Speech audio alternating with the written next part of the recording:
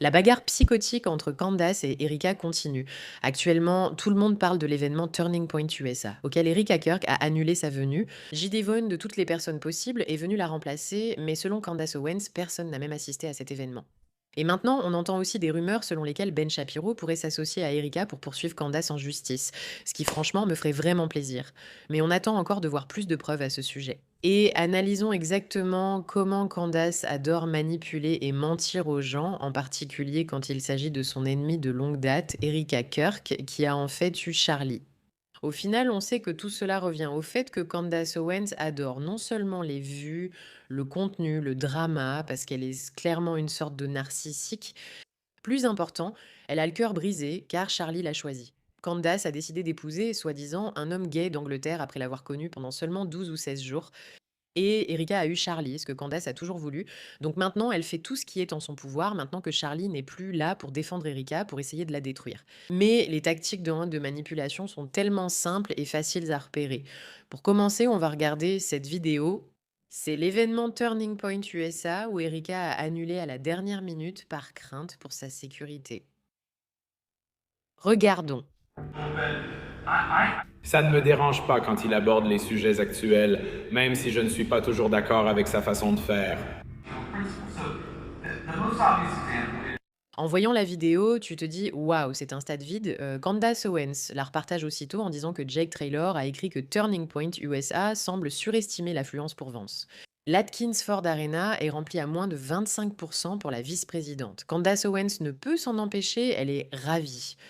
Regardez, regardez, tout le monde Turning Point USA n'est vraiment, vraiment pas si populaire. Erika est pathétique, J.D. Vance aussi. On ne les aime pas du tout. Même si on sait que J.D., pour une raison quelconque, essaie maintenant de séduire le groupe de Tucker Carlson et celui de Candace.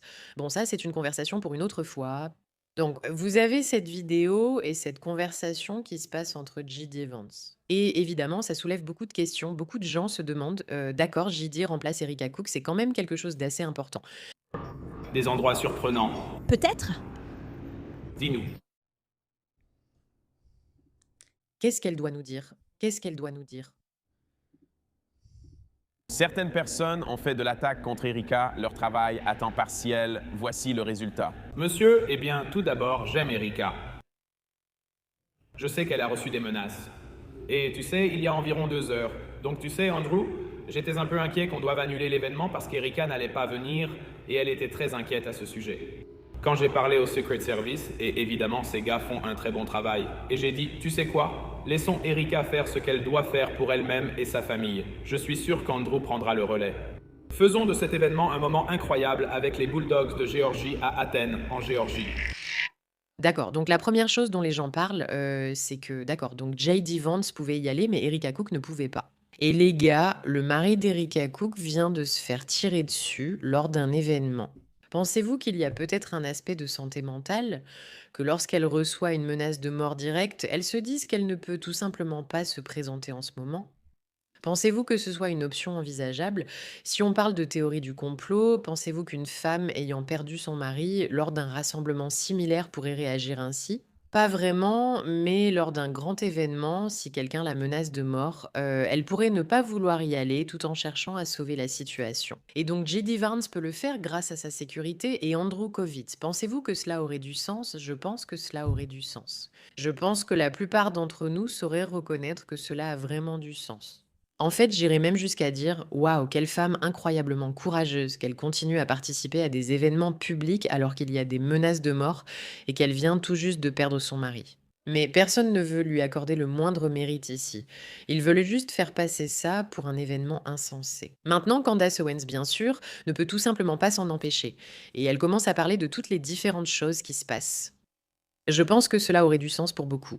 Erika publie: «J'attendais avec impatience les événements de ce soir à l'Université de Géorgie avec le vice-président J.D. Vance. Après tout ce que notre famille a vécu, je prends très au sérieux les conseils de sécurité. Merci à la section de Géorgie pour votre soutien. Que Dieu vous bénisse». Voilà ce qu'elle écrit et Candace répond: «Arrête, c'est épuisant. Tu t'es retiré à cause des faibles ventes de billets». Pour la même raison, TP-Face a dû discrètement reprogrammer le sommet des pasteurs et d'autres événements. Les gens ne te croient pas, ni ne se déplacent, hein, parce que tu as du mal à dire la vérité, même sur des faits simples. Voici la vidéo de Charlie te nommant. Où est la vidéo où Charlie t'a nommé PDG quelques semaines avant sa mort? Les services secrets surpassent ton équipe de sécurité. Si tu étais vraiment une menace, la vice-présidente aurait annulé l'événement. Ta principale menace, c'est cette équipe de relations publiques incompétente que tu engages et qui se croit plus maligne que le public, à tort. Voilà le résultat.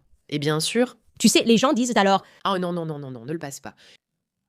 préparer le gâteau. D'accord, donc les gens s'en prennent alors à... Un couple gay, c'est juste une expression. Qui revient sans cesse. Même si je ne représente pas des organisations au nom des chrétiens. Arrêtez la lecture, merci beaucoup. D'accord, oh mon Dieu. Candace, je n'ai pas envie de t'écouter parler en ce moment. Arrête la lecture. Ils contactent encore certains et leur disent, tu sais, Écoutez-moi les gars, je commence à vraiment m'énerver à ce sujet, d'accord? Une seconde. Ce dysfonctionnement s'est arrêté, la question s'est posée. Candace dit Erika, tu mens. Nous expliquons maintenant comment cela peut être possible. Qu'Erika décide qu'elle n'a tout simplement pas envie d'aller à un événement et qu'elle ne peut pas faire ça à sa famille en ce moment, au cas où ce serait vrai. D'accord? Ensuite, la question des nombreux sièges vides s'est posée. Cela pourrait vous intéresser. Peut-être c'est lié à la sécurité. Regardons Andrew Colvette. Oh, très rapidement. Je veux insister là-dessus, les amis. Regardez cette foule. J'ai vu aujourd'hui sur X des photos qui montraient clairement avant l'événement et ils font ça tout le temps. Peu importe si c'est un rassemblement de Trump, TPUSA, Charlie Kirk ou Erika Kirk, ils font toujours ça. Ils prennent des photos et vidéos avant et disent « Regardez, il n'y a personne ». Et quand il n'y a qu'une quarantaine de personnes au début, regardez ce rassemblement à l'UGA qui est à Athènes. Et croyez-moi, je sais que c'est une zone très à gauche. Je voulais juste préciser, quiconque vous dit qu'il n'y avait personne là-bas ment. Et voir l'équipe de sécurité, vous savez nous le dire. Bien sûr, ils mentent, mais ce n'est pas seulement qu'ils mentent, c'est aussi une mesure de sécurité souvent prise. S'il y a des enjeux de sécurité, vous devez pouvoir contrôler chaque personne présente, surtout avec quelqu'un comme J.D. Vance, surtout avec des événements aussi controversés, donc ils n'autorisent pas toujours tout le monde. Et j'ai vu maintenant plusieurs vidéos en ligne de personnes qui étaient à leur événement m'en dire que nos amis ont essayé de s'inscrire. Tout le monde voulait s'inscrire. Ils avaient limité la vente de billets, ils ne pouvaient pas permettre à tout le monde d'entrer. C'est typique de Candace de dire personne ne veut venir à votre événement. Elle vous traite de menteur et manipulateur sans présenter de faits ni de bienveillance. Il me semble qu'il y a encore plus de raisons pour la colère de Candace contre Erika, et Candace est vraiment furieuse contre elle. Cette vidéo est devenue virale où elle suggère que, pensant qu'Erika est un robot, les gens devraient tenter de la poignarder. Amfest, c'est le moment où l'on se rend compte que quelque chose de très inquiétant se passe en Amérique. Je pense que nous nous battons contre des machines. Je pense que ces personnes ne sont pas humaines, qu'elles sont des sentinelles qui ressemblent peut-être à des humains. Elles ne savent pas comment se comporter comme des humains. Es-tu simplement entouré de robots? Es-tu un hybride, Erika? Réponds par oui ou non. Je te dis, je doute que les gens soient humains. Par exemple, en regardant Elon Musk, Sam Altman et Peter Thiel, je suis presque sûre qu'ils sont des hybrides, tu vois? C'est comme s'ils étaient un logiciel Apple téléchargeable la nuit, tu vois? Comme si mon téléphone recevait une mise à jour. Il y a quelque chose dans leurs yeux. Je ne sais pas. Je suis humaine, mais je ne genre... Je ne sais pas si tu saignerais si je te poignardais. Je ne sais pas si je te poignardais, tu saignerais parce que tu n'es pas une vraie personne. D'accord, donc ça nous ramène à tout ce drame. Et beaucoup de gens se demandent pourquoi Erika est-elle si en colère? Pourquoi Candace est-elle si en colère? D'après ce qu'elle a dit hier en vidéo, Ben Shapiro et Erika pourraient mince s'associer pour poursuivre Candace. Personnellement, je soutiens totalement cette démarche. C'est mal de considérer l'épouse comme une suspecte potentielle, alors que c'est ce qui arrive tout le temps dans le cadre de n'importe quelle enquête.